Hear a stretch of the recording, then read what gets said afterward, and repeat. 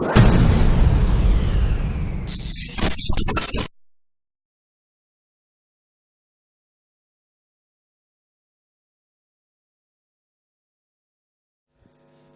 so there you go. Title of the talk, beautiful beach. Love Malaga, first time here. You got great people, great food, it's all good. So let's get started. So that's what I'm going to talk to you about today. So why should I care? What can we do with IBM Java and GPUs? It's all free. This is a complete technology pitch. Okay, not trying to sell you a single thing. High-level overview of GPUs. So there's a picture of some dung beetles here and a picture of some ants moving leaves. I want to compare CPUs to GPUs. So typically with a CPU, you might have only a few threads available, but these are quite powerful threads. They can do a lot of things. They can handle complicated code quite easily. Now with GPUs, on the other hand, you might have a lot more threads. So maybe you can fire off, a few thousand, a few million threads at once, but these threads aren't so clever, if you like. So they're going to operate on each section of data independently, and they don't really deal with complicated code that well. So my analogy here is, GPU on the left, loads and loads and loads of threads, but they're pretty dumb, these threads. They can't really do much. CPUs, you've got your big dung beetles moving, the big ball of dung. And traditionally, we're going to program with CUDA or OpenCL. So this is going to be familiar to any C developer, CUDA, and it's a lot of C code pretty much. So it's not Java. So most computers you're going to buy today do have a GPU you can program to, and you can get the driver for free from NVIDIA's website. So why do we care? So here are the places where I see Java being used big time. So not just for big data projects. I can see you've got Spark on there, Hadoop, Hive, Cassandra. I put some sunglasses on Java because Java's fantastic.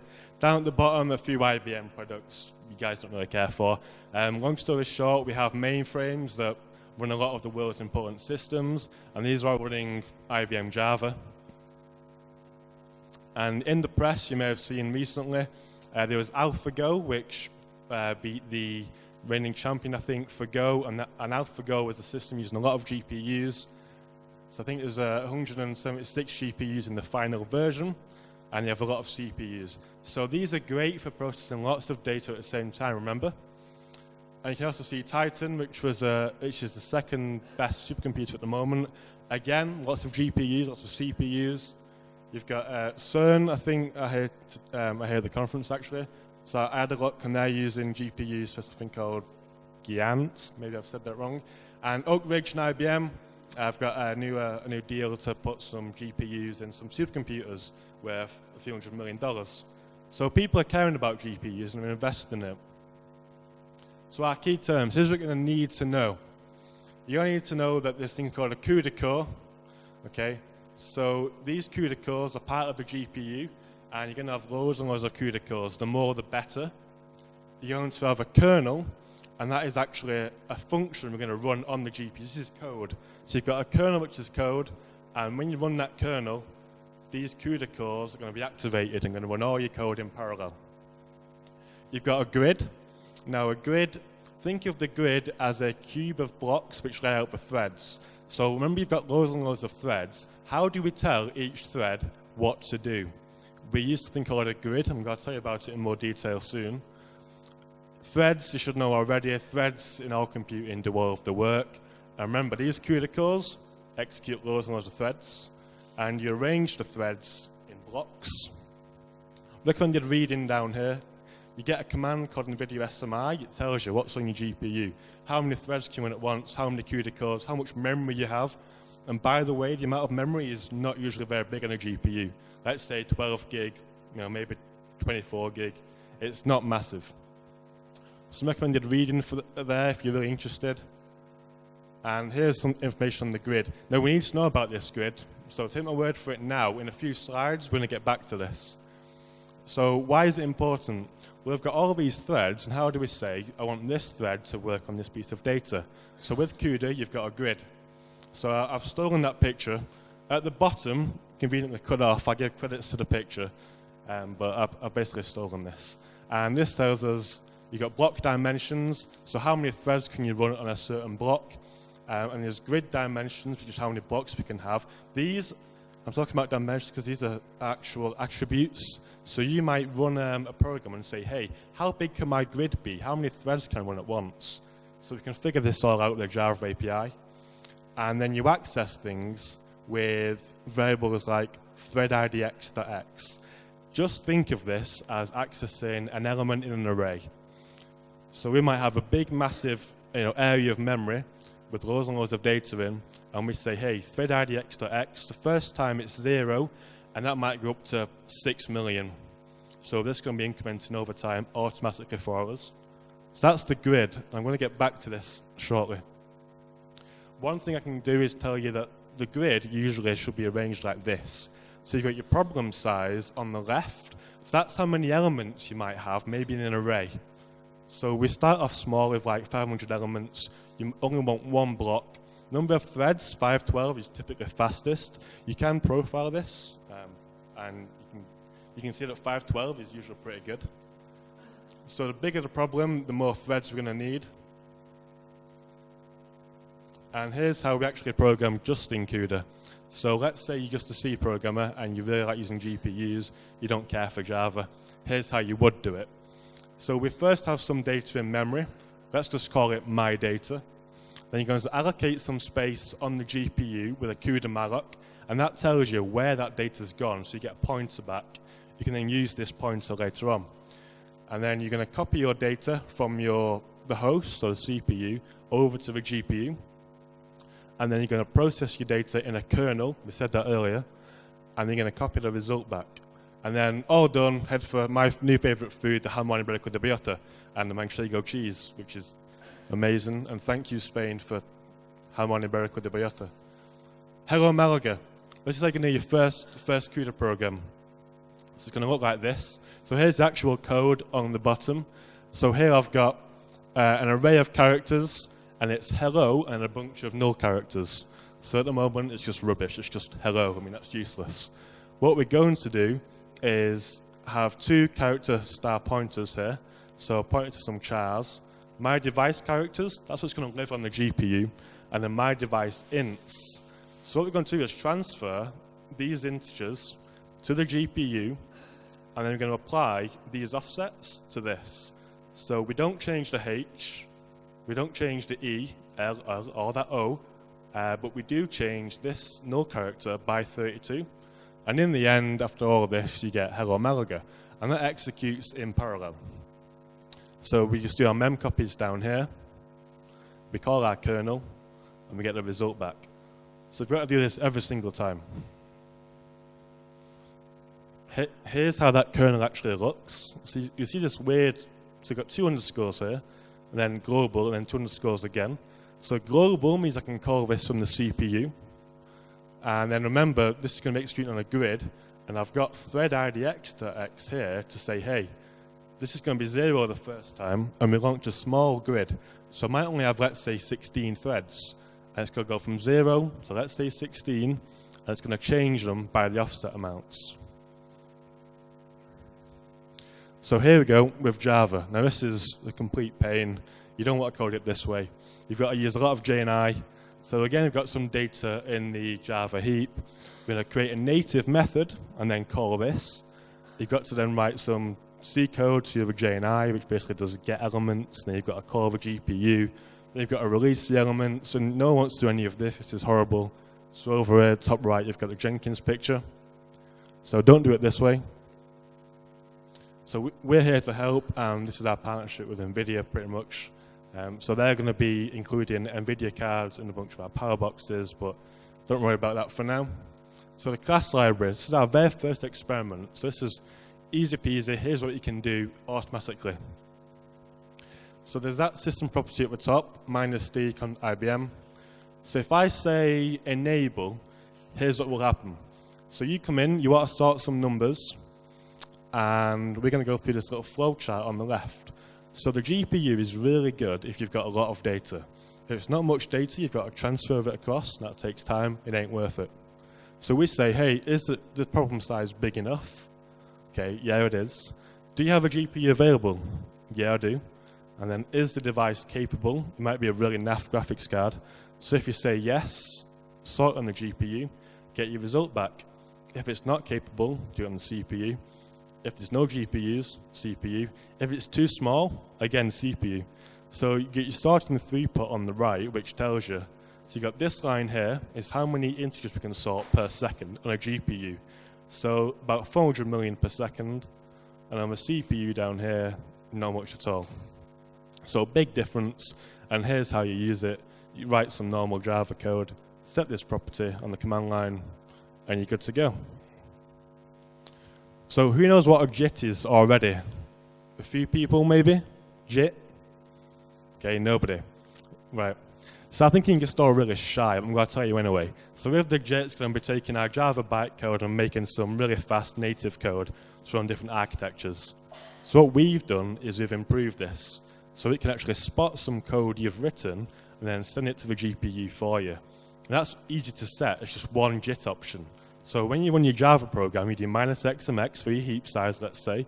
You might add our JIT option, and you've got a GPU, send the code to the GPU for you. So here's a performance chart. This is on the left, this is the elapsed time for a Spark benchmark without the JIT. Okay, so we're talking, let's say, 180 seconds for a few of the runs. And then over here, where you have a JIT with IBM Java, this is on Z, it's only a few seconds from these benchmarks. So a JIT is really important. So if you want to try it for yourself, just add -x into your Java command line, and you won't use the JIT at all, and you'll see it's so slow because it's in interpreted mode. So if you add this little option at the top, then you write some Java code with a lambda. So here I'm just saying, right, I've got an array, let's say it's 1 million elements. So from 0 to the 1 millionth element, you use a lambda, which is this bit in the braces. And all I'm going to do here is just times it by 2. And then our JIT will run, it will see this code, send it to the GPU, and it'll be faster, typically. So obviously it depends on how good your GPU is and how good your CPU is. You can do the same for a Java, a random function down here, and all you're doing is just a regular Java lambda. Though one thing to mention is that if you're on Windows, you've got to set up a really big path. It's the same on Linux, to be honest, as well. We need a lot of environment variables set, and I'll mention them later on. So here's what we can get for performance. Bear in mind, I don't really know much about these benchmarks. They're all for matrix multiplication. I don't know if you're going to do much matrix multiplication in your life, but if you are doing matrix multiplication, typically one GPU is a lot faster than 160 CPU threads. So we're talking about, being, let's say, 70 times faster, 100 times faster. Generally, using a GPU is best if you can do a lot of the work at the same time. So here's our Java API called CUDA4J. I can show you the code for this. I can show you a few examples. So instead of writing those native methods, so you've got some Java code, you've got some JNI code, you don't want to do that. You can just stay in the Java world, which you know and love. And one thing to mention, there is an existing implementation called JCUDA. That's more like an actual binding for CUDA, whereas ours is a new API that's quite easy to use, I think. So you can actually use it all for free by doing this. So you write a kernel, so that's our GPU function, remember? We save it as a text file, we compile that with this option. So a fat bin, that's just a fat binary file. And then we write your Java code using this package, com.ibm.cuda. And then you're going to write your Java code and you load up something like this, like it's a fat bin. So that, I renamed that file afterwards and I called it Adam Doubler. And it's a fat bin. And we build it and we run it as normal. So I can show you the code here. So on my laptop, I'm going to go over here and show you Eclipse. I can actually show you all of the code for how this is done. If we get time, I'm going to go back to this at the end, because chances are I'm going to go over there and it won't work. So for now, take my word for it, if you've got a Java API, I can show you the code. So Apache Spark. So who went to Tim's talk yesterday, Apache Spark? Anybody? Okay, a few people, maybe a dozen. That's good. So what we've actually done is we've optimized Spark to use GPUs for us behind the scenes. So what is Spark good for? For those that don't know, it's a very active open source big data project running in Java. There's a Scala API, Python API, and an R API, as well as a Java API. It's good for things like this. So machine learning. So there are a few pre-canned algorithms for recommendation. So let's say you're Amazon, let's say you're Spotify, you want to make recommendations, or maybe Netflix. They've got alternating least squares implemented for you, and that will scale out on many machines trivially. So you write maybe 10 lines of Scala code. I can then add 10 machines that will run this code on all of them. So alternating least squares is good. We can look at results for these reasons. Netflix, movie recommendations, recommended purchase on Amazon. So you log into Amazon, okay, maybe you want to buy a motorbike. It'll say, not a motorbike, a regular bicycle. They sell regular bikes on Amazon? Okay, maybe a computer. It'll say, hey, I think you want to buy a computer. Maybe you want to buy this computer because your friends or these people all went down the same search history and ended up buying this computer. So we can use alternating least squares for that. We can suggest music, maybe on Spotify or YouTube. There's also clustering algorithms called k-means, which is where you basically have lots and lots of data and you can say, I want 5 clusters, and it will say, okay, this data belongs to this cluster. So you probably can't see it over here, but it basically looks at people's intelligence and athletic ability. And in the US, you might have things like you've got typical things like the jocks who play American football all the time. And you've got the smart kids who don't really get involved in football. And you can cluster it and say, okay, you've got this group of people, this group of people. You might want to tailor your product selling to different types of people. So maybe you want to target the jocks that want to buy footballs all the time or football shirts. So you can do k-means clustering of Spark. And there's also this one at the bottom, which is Logistic Regression. So you probably can't see this, but at the very bottom right, but there is a, hold on, I haven't found my laser. There's a graph over there. Okay, my laser's gone. There's a graph at the bottom right, which basically says, okay, you plot a graph with some given data points, and you've got a new data point. You can say whereabouts on the graph this data point is going to go. Now with that, you can use it to make decisions. So you plot it on the graph and say, hey, actually, chances are it was below or above the line, and it might be a line that says a spam filter. So you've got a graph and it's above the line, maybe it's spam, below it, it's not spam. And all of this is done in Spark, and you can use it to create a model. Now that's where your CPU gets used, or your GPU. So what we've done, this is all open source, we've got an implementation on GitHub at this link, and we've taken a well-known benchmark, which is a Netflix benchmark. It's not much data, to be honest, 1.5 gig, but we've shown that versus Intel hardware, we're around, let's say, 4 times faster when we just use 1 GPU. So this will, okay, I'll say 1, I actually mean 2 at the bottom. There's an Intel setup here. So you've got Intel setup, and you've got the GPUs at the bottom. And we found that using GPUs was around 4 times faster. And how do I do all of that? I just set one Java property, which is Spark mlib als.use GPU, and you get a performance increase. So we want to optimize these algorithms to use GPUs for you. We want to make it really easy to use.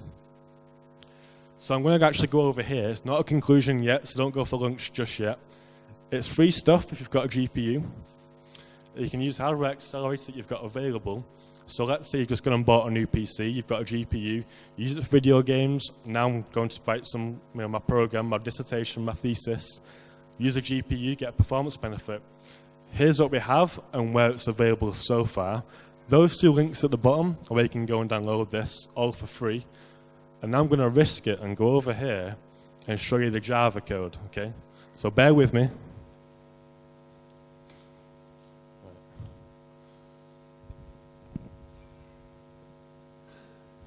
Okay, so now I'm in Eclipse, and you can all see that, which is good. I'm going to show you how easy it is to actually write some Java code. I've also got a make file where I can build this and run an example. So here I've got the com.ibm.cuda API. I've got 100 elements, and all I want to do is double these elements, okay, really, really easy. I'm going to fill the array first. I'm going to make a grid. I call that function that I was showing you earlier, where it says how big your grid should be, with this util.makeGrid command, and that tells me how big my grid's going to be.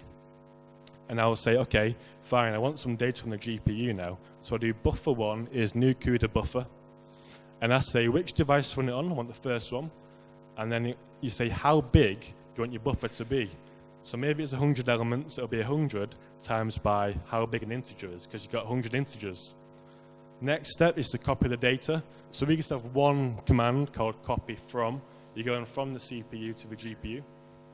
And then you set up your little kernel. So your kernel here has only got 2 parameters.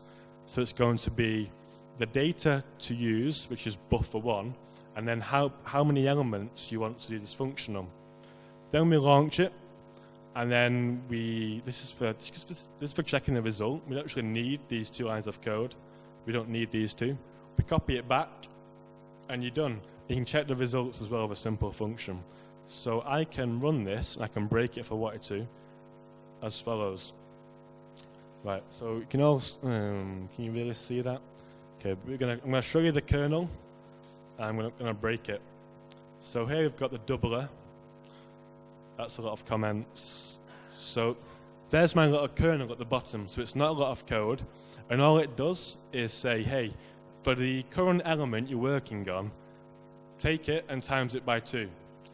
So if I make this times it by 3, right, and then I save that, I go back to my command prompt, and I run my script. The more my script does is calls that fatbin command, which builds the kernel, and then it says which version of Java you're on, compiles your program, and runs it. So here we can see how many incorrect results we have. Maybe you can't see it at the bottom, but it says 6. It says a lot of numbers down here, so a lot of incorrect results, incorrect results, incorrect results. So for the first problem, the smaller problem, there was only 100 elements, and I've got 3 test cases for bigger number of elements each time. So here it's saying 99 out of 100 are wrong. So 0 times 3 still gives me 0. So we're not all wrong. So now I'm going to go back to the kernel. I'm going to fix it. So I put a 2 in here. I save it, pressing Control S. I go back to my command prompt, and then I terminate that batch job. I run my command again, build it, and with any luck, we're going to see 0 incorrect results. There we go. So we do see 0. So I'm not sure if you can see that, but we've got no incorrect results. So I can then say, okay, that's fine for not many elements, but I've got 100 million numbers, and my GPU is not very good. I mean, maybe they won't fit on the GPU, maybe my grid size is restricted. So how do I chunk this data up? So I'm going to show you very quickly. We're going to use one function for this, by the way, and here we go. So we've got 70 million elements. Now I know I can only execute a certain number of threads on the GPU at once. I'm going to chunk it all up in a while loop. So again, we fill it with integers, we create a new CUDA buffer, same as before, and we copy it to the GPU. And now we try to make a grid with this code, and it fails, so I get an exception. I know it's got an exception. And then I will say, fine, let's chunk it up. So down here, in the try-catch, we say, how big are your limits? How many threads can run at once? And you figure that out with these 2 calls here. Get attribute, so device max block dim and max grid dim. So if that's bigger than the amount of data you have, you got to split your problem up. And there's only one function to use for this. So I just do it in a while loop. I'm saying while you've still got numbers to double, you're going to do an if. And that if is saying if you're at the end of the doubling, instead of trying to double over, let's say 100 million, just do the remainder. So you chunk it up and then do the remainder at the end. And you will say, right, where have you got to so far? And you will use this slice API we have. And the slice one says, where do you want to cut from, and where do you want to cut to? And then each time you call your kernel, it'll operate on little bits of data at a time. So in theory, you've got a terabyte of data. Just keep chunking it up and send it to the GPU. And again, this will work for however much data you have in the first place. And then, so you've got your kernel over here. Remember, I've got add and double a strider. And I load this in my Java code. I can make this anything that I want. And then over here in the Java world, I will send it to the GPU and be done. Now, there's only one thing to mention. There is a Lambda option to use. So I did mention this earlier, but I can turn this on and off quite easily. And if I just go back to our main demo, I'll show you what performance looks like. So I'm going to terminate this batch job. Now with my actual script, it runs a Lambda program. So while that builds and runs, I'm going to show you the Lambda one. And all the Lambda program does is some matrices multiplication. So you've got loads and loads of data, and we don't do anything complicated. We just matrix multiplication. We add the times the two together, and we say, did that take you long at all? And I'm just going to use one JIT option. So down here, that's done already. So that's, let's say, 2 seconds. And the CPU is still running in a Lambda, and it's going to take, let's say, 13 seconds. That's a guess. We won't be here all day. Okay, so that's done. Okay, that took 7.5 seconds. Now, all I did to make it go faster is to add one JIT option. I did mention it earlier, but here's my build it script. We just do this, -x JIT, enable GPU. If you put verbose on there, it tells you which GPU it used. And that's pretty much it. So in conclusion, all of this is free. You can go and download it from DeveloperWorks. I'm not trying to, that's my flight information. I'm not trying to sell you anything. You can use our API, and this is all open source. Well, the Spark is all open source. If you want to get involved, ambush me after this. My email is included in the presentation, so you can send me all your questions. And do we have any questions from the audience? No? Okay, if you're too shy, I'm going to linger around here and you can ambush me afterwards. So thank you for coming to this talk. Hope you enjoyed it. Adios. Hold on. Oh, wait. No. Got a question. No, stop clapping. You have a question. Hey, Ivan. Oh, yeah. I missed the beginning of the talk, but did you talk at all about Apache and the way that that Apache is approaching offloading tasks to GPU? So we had a question from Ivan about Apache. So as I understand it, Apache is an alternative way to use GPUs. I think it's for AMD cards, not NVIDIA ones. Not if I'm wrong. Okay, so Ivan's saying maybe. So we didn't actually look at Apache because we focused on NVIDIA cards for now. We can look into Apache or OpenCL, and this is all early days. If you want to use different cards, if there's demand for that, we'd be happy to look into it. So we think that with our API is more Java-like than any other API. But having said that, I've not really been through Apache in detail. Any other questions for me? Okay, thank you very much. Adios.